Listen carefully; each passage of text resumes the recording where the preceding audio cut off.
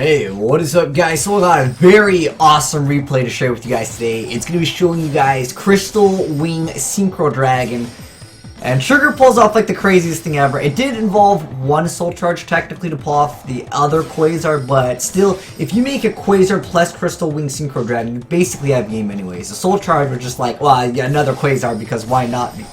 Because, you know, you can't win hard enough now in Yu-Gi-Oh! And honestly, against Pendulum decks, if you can bust out, you know, a Quasar, you can usually still win anyways because, you know, through the process of making Quasar, if you've drawn enough cards, you might be able to draw, like, the Raigeki or Dark Hole, and then you could just, like, make it game anyways because those Pendulum decks generally don't run too much back row because they need to be focused on getting out other monsters. So, Crystal Wing Synchro Dragon, yeah, pretty strong card. I think Trigger over here ran out of time, couldn't even go for any more Synchros here.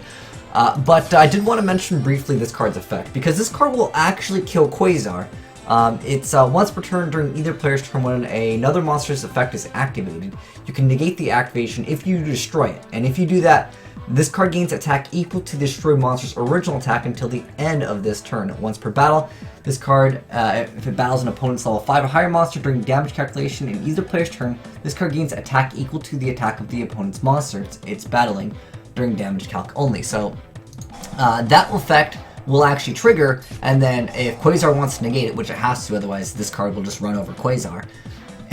What's funny is you can immediately activate this card's effect in response to Quasar's effect activating to negate this. So it's like, this negates this, no, I negate you, Quasar. So this card actually beats Quasar, funny enough, but nonetheless, you can see over here, he kind of opened up bad with Mr. Halo here with all the normal vanillas, man. It's this, that Rescue Rabbit Turbo 2.0, but really cool stuff, Trigger. Thank you for sending this in. But I do have the deck profile because I know all of you guys really want to mess around with this because it's pretty cool to see Synchro see a little bit of play, you know, potentially in the future. Because this card, like I said, it's pretty strong. It has the ability to negate stuff, and with the new reprint of Ultimea, I'll just type in TZO. It's probably easier to find. All right, so Ultimea. Soaking over here, you can actually get it really easy in a lot of different decks.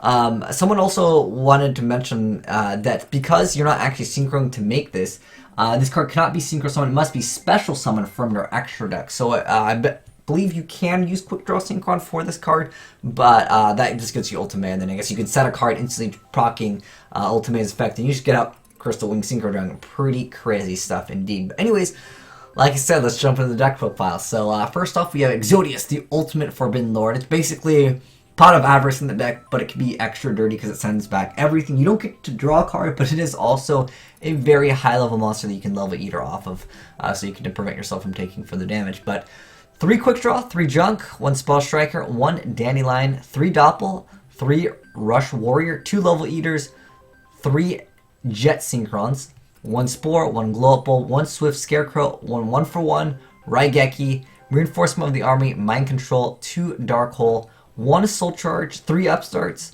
1 Foolish, 3 Tuning, 3 Chicken Race or Chicken Game, 2 Quasar, 1 Shooting Star, 1 Crystal Wing Synchro Dragon, 1 Drunk Destroyer, 1 Drunk Archer, 1 Drill Warrior, 1 Hyper Librarian, 2 Junk Warrior, 1 Catastor, 1 Jet Warrior, and 3 Formula Synchron. So that triggers Synchro deck. Now it's pretty cool. Like I said, that like you can still make this card, and against certain decks, if you just bust out this guy, you can. It's almost like just negate once per turn. It's like Macro Rabbit all over again.